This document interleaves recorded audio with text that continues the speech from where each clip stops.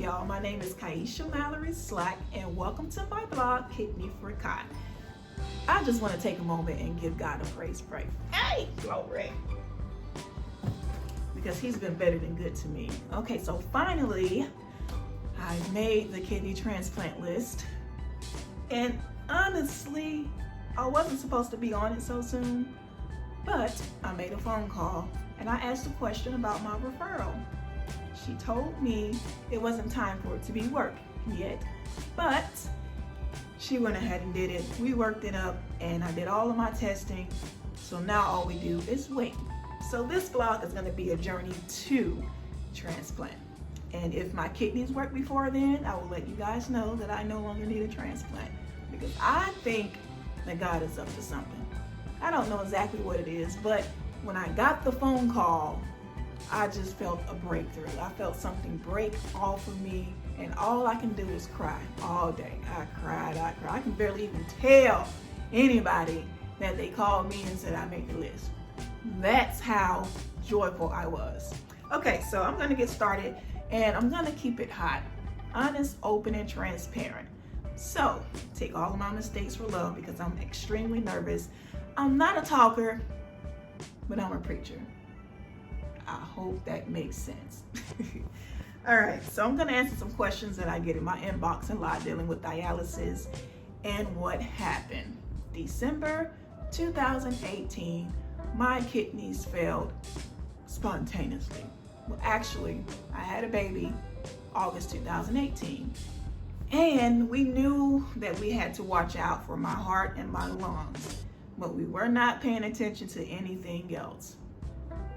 Go figure. So I was supposed to get on a treatment to make sure that my immune system stayed quiet. Thank God that it did. But the treatment that I started, within 2 weeks, I had to go to the hospital because they told me my kidneys failed. I didn't have any pain. All I felt was weakness and maybe a little stomach upset. When I went in, my blood pressure was 249 over 100 and something, and my heart rate was high. Now I don't know how blood pressure feels like. I didn't have any symptoms other than weakness, which I thought was normal after pregnancy for me, and stomach upset. That's what took me to the ER, because I never had an upset stomach. So we went there. I was in the hospital, but I was in the hospital for a long time. Even though I wasn't in pain, and the only thing I really had was some nausea and weakness, they had to do a lot of checking because I had underlying health issues. Nothing was wrong there. But they did some blood work. They did a kidney biopsy. And apparently I was born with something called atypical HUS. That's atypical hemolytic uremic syndrome. Toxins can build up in the blood, and it can form tiny blood clots throughout the body, and you really don't know that this is going on.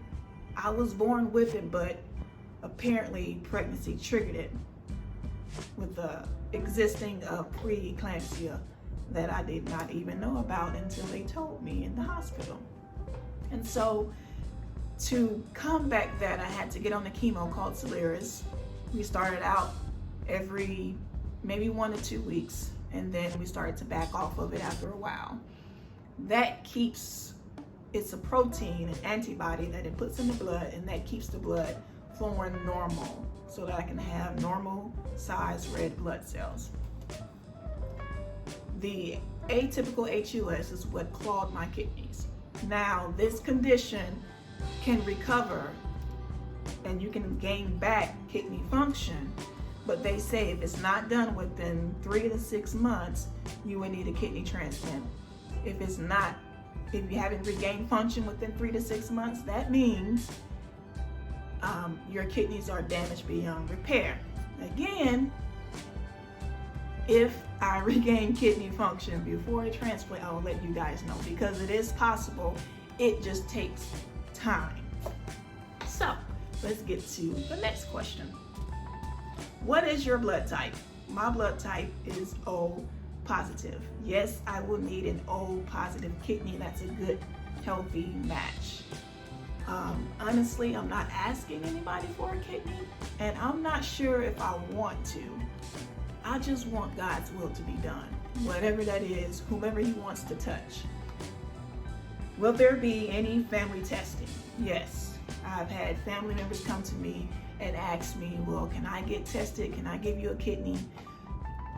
It just depends on the testing. I have a number for my clinician, and if you would like to be tested, just inbox me. I'll give you her number. You will have to be the one to call and request the testing. I can't say that this person wants to be tested.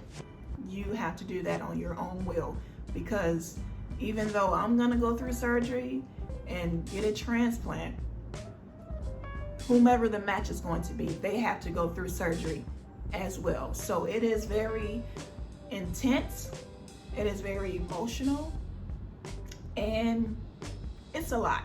I'm not gonna lie, it is a lot, but it's bearable. Next question. How do you deal with the not so bad or not so good days? I do a lot of praying. I'm in my word every day. Those 4 hours, Monday, Wednesdays, and Fridays, I am in my word. I'm looking up encouraging things. I'm doing affirmations. I'm praying at home. I'm doing all that I can do to keep my mind stayed on him, because he promised that if I keep my mind stayed on him, he will keep me in perfect peace. And when I say the peace that I have, it transcends all understanding. No lie. Like, I thought that I would be angry. I thought that I would want to retaliate because the healthcare is really bad for Black women. But God has been so good to me that I can't retaliate. I can't be angry. I can't be mad. All that I can do is just allow my faith to go through its process. One word that I've carried with me this week alone has been, when your faith is tested, your endurance has a chance to grow. So I'm letting patience have its perfect work. Whatever it is God wants to do on the inside of me, whatever it is that he wants me to do to encourage other people, I'm going to do that.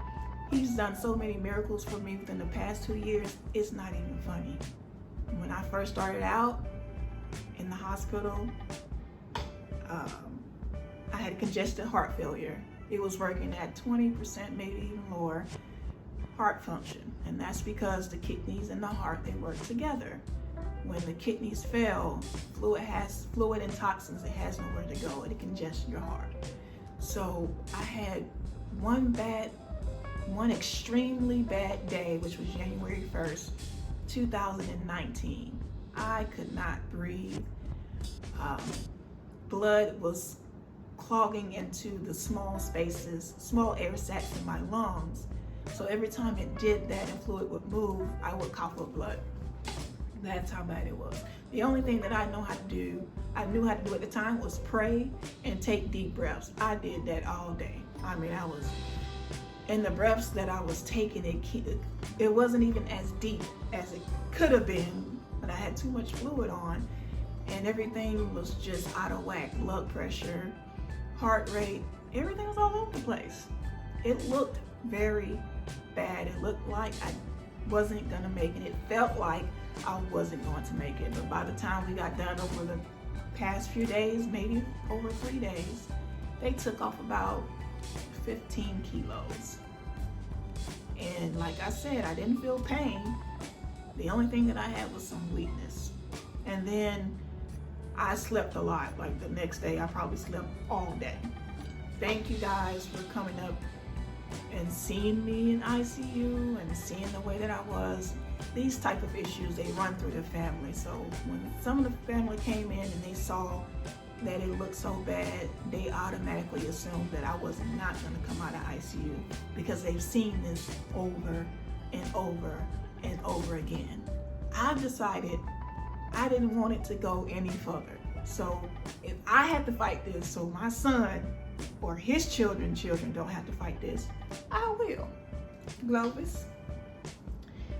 Okay, so those were all the questions that I had so far. I have other questions in my inbox, but I wanted to pick the most questions that I thought were important. You know, some people, they just want to be nosy. They don't want to pray for you or anything like that. They just want to know if you're doing bad or if you're doing good. So far, I've had some people that wish me well. They pray for me. They cook for me. They help out with Judah. You know, they're just there for me. And I have a very great support team. My husband, even Judah, the energy that he has, it's like I have to keep up. I don't overdo it. But I'm glad that I have an energetic son because it keeps life in me as well. My lifeline is Christ anyway, but he blesses us with people.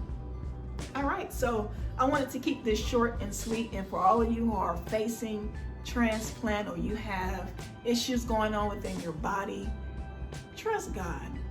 Cast all of your cares upon him because he cares for you and he wants you to take upon his burdens and learn of him because his yoke is easy and his burdens are light. And another thing I want to say, he will not fail you. You may have failed friends, relationships, health. You may not even be dealing with the transplant issue. You may have something else. You may have worries and disappointment during this pandemic. This is a hard time for not just us, but the nation. You may have issues dealing with bereavement. You may have just lost a loved one. I say let God comfort you and lean into him and trust in him with all of your heart. Lean not to your own understanding.